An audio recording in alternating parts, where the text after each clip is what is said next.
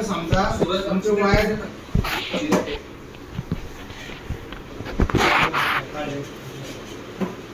वायरची तुमची कंटिन्यू समजा तुमची इथे आलेली कोणतं आहे तुमचं सेन्सर कूलंट टेम्परेचर माहिती आहे तुम्हाला कूलंट त्याच्या पाण्याचं तापमान मोजतो ते आपण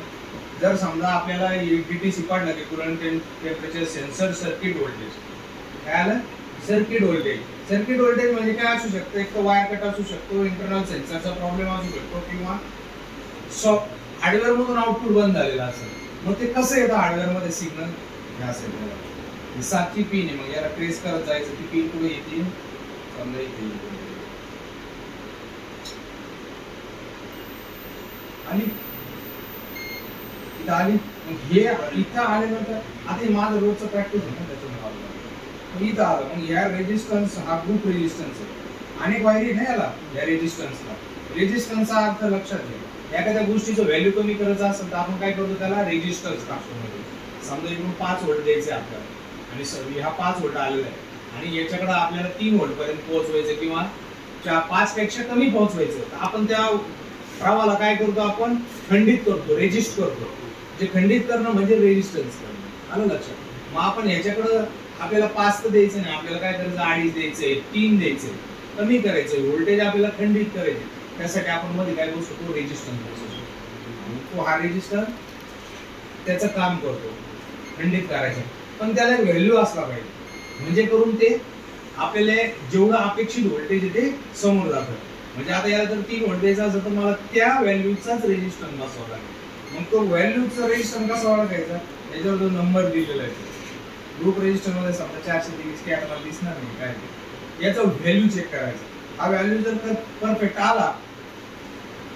तर रेजिस्टन्स ओके नाही आला तर रेजिस्टन्स खराब आहे म्हणजे तुम्हाला सर्किट इथंच भेटून नाही रेजिस्टन्स खराब मग रेजिस्टन्सच्या ज्या पॉइंटला कंटिन्युटी आलेली आहे त्याचा खालचा पॉइंट घ्यायचा खालच्या पॉइंट बसून कुठपर्यंत आलं ते पाहिजे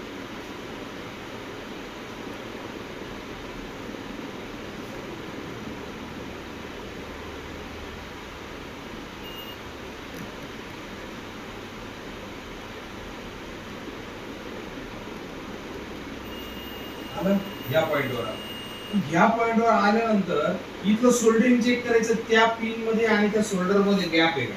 म्हणजे त्याला ड्राय सोल्डर म्हणतात की त्या सोल्डर मध्ये जर समजा डिस्कनेक्टिव्ह असतील कंटिन्युटी नसेल तर मग त्या पिनला चेक करायचं एमसी चे पिन असतात ना जे सोल्डर केलेले असतात त्या चेक करायचं त्याच्या खाली थोडंसं आपण भिंगाने मॅग्नाफाईंगने आपण त्याला झूम करून बघायचं तिथे ड्रायनेस आहे का तिथे जर ड्रायनेस असेल तर आपण काय करायचं त्याला सोल्डर करायचं आणि जर ड्रायनेस नसेल तर तो कंप्लीट एमसी मधून प्रॉब्लेम असतो म्हणजे तो इथून तो सर्किट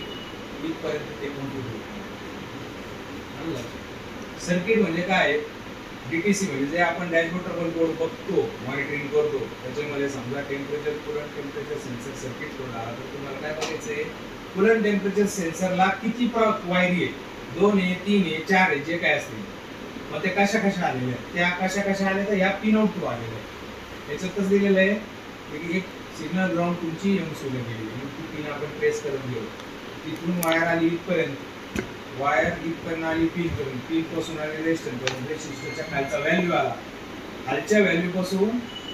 आणि परत एमसीयूच्या पिन पर्यंत एमसीयूच्या शोल्डर पर्यंत आलेली पिन पर्यंत आली पाहिजे म्हणजे ड्राय बी आय केले पाहिजे असं जात असेल त्याच्यातून अशा पद्धतीने चेकिंग असतं प्रत्येक याला रेजिस्टरला वरती दिलेले जे नंबर आहेत त्याचा व्हॅल्यू असतो त्यासाठी तुम्ही ना एक इलेक्ट्रॉनिक कोड त्याचा आपले एक इलेक्ट्रॉनिक याचं कॅल्क्युलेटर डाउनलोड करून घ्या सांगतो तुम्हाला इलेक्ट्रोड म्हणून आहे ना कॅल्क्युलेटर डाउनलोड करा हॅलो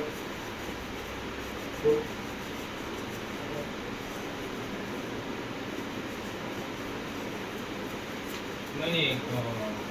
कौन सी गाड़ी का मेरे को ध्यान में नहीं आया चालू हो गई गाड़ी पूरा किट आ रहा तो क्या आया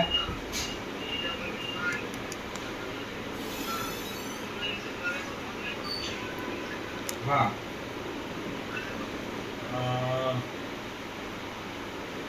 यार क्या बोल रहा हूँ हाँ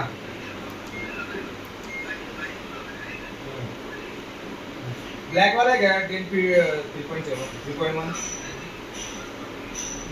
हाँ 1.2 तो उसका EEPROM निकालना है। हाँ उतना कट करो। नहीं कुछ नहीं, उसको परे नहीं, उसको ऑनलाइन काम है लेकिन वो होगा नहीं अपने से।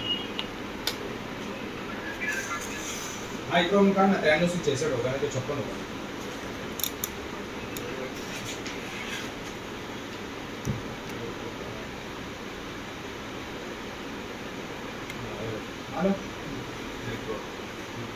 SMD आता हे जो आपली ट्रॅक प्लेट आहे ना त्याला SMD बेस म्हणतात. पूर्वी बघा तुम्ही तांगड्या वरती असे असायचे ते PCB बेस होते. आता हे SMD बेस म्हणजे याचं कसं आहे हे सगळं शोल्डर पसरवलेलं आहे, फक्त कंपोनंट ठेवायची हीट द्यायची ते शोल्डर ऑटोमॅटिकली होतं. आता आपले SMD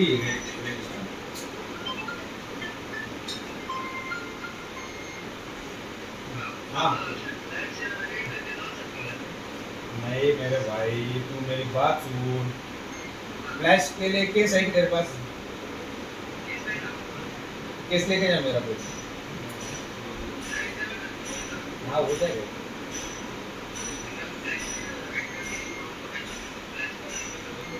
हाँ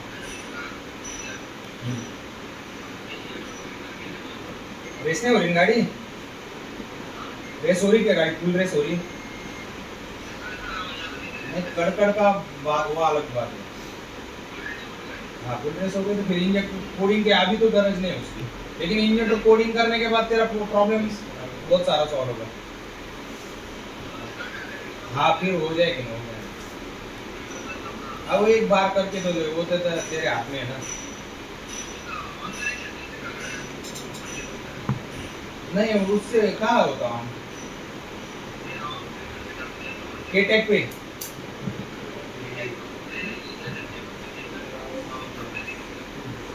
नहीं वो नहीं तू के-टेक पे नहीं करना तो काय आता नंबर काय आता 26 11 काय रेजिस्टरचा नंबर काय 26 11 आता हा किलो ओम्स आहे ना, ओम्स रेजिस्टन्स हा कशात मोजला जातो? ओम्स मध्ये मोजला जातो. ओम्स साइन काय असतं? ओम्स साइन हे असतं त्याला ओम्स साइन हे ओम्स आला लक्षात. माझा 26 11 आहे म्हणजे 200 च्या वरती किलो 26 काढू बघ तुझं 26 11 टाक त्याच्यात टाक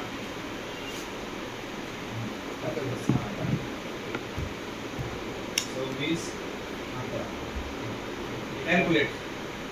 किती 2.61 व्हॅल्यू आहे. आपण त्याचं रेजिस्टन्स चेक